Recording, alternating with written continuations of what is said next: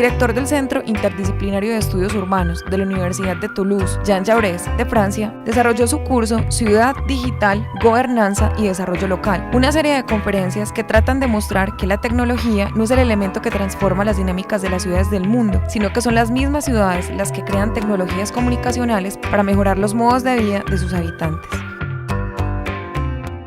Ce sur quoi je veux insister, c'est que nous nous situons dans un continuum historique qui vient pratiquement de la nuit des temps, du tout début de l'humanité. C'est-à-dire avant même le début de l'histoire, on peut trouver des technologies de l'information et de la communication qui ne sont pas très différentes de celles qu'on utilise aujourd'hui, même si évidemment elles ont des effets à des échelles évidemment différentes.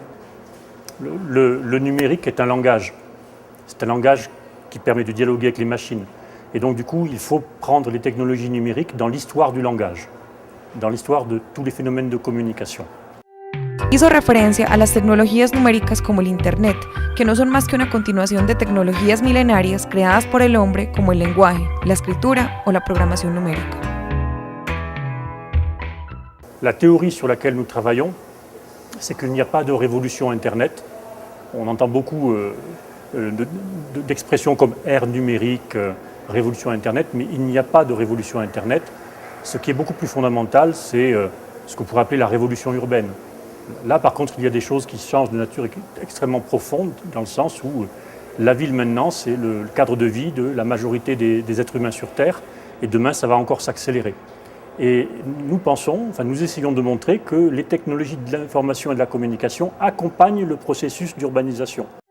Emanuel Eveno puntualiza que el desarrollo de ciudades inteligentes pertenecen a un avance histórico del hombre en el que el establecimiento de sus hábitats se dirige a la planeación y ahorro de recursos naturales para su sostenimiento. Les villes intelligentes sont des villes qui ne sont pas que sur la dimension économique, elles sont aussi beaucoup sur la dimension politique. Elles le sont encore sur la dimension esthétique.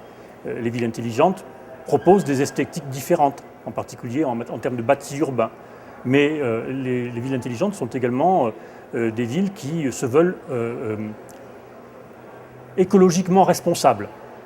La ville intelligente, ce n'est pas qu'une ville qui est truffée de technologies de toute nature, c'est aussi une ville qui économise l'énergie, qui économise les matières premières, qui les recycle, etc. Donc il y a toute une série de débats autour de la ville intelligente, des débats qui sont beaucoup plus larges que simplement la question de l'économie. El investigador concluye ofreciendo ejemplos sobre la planeación de las ciudades inteligentes en Europa, que desde la tecnología pueden ser más ecológicas y sostenibles.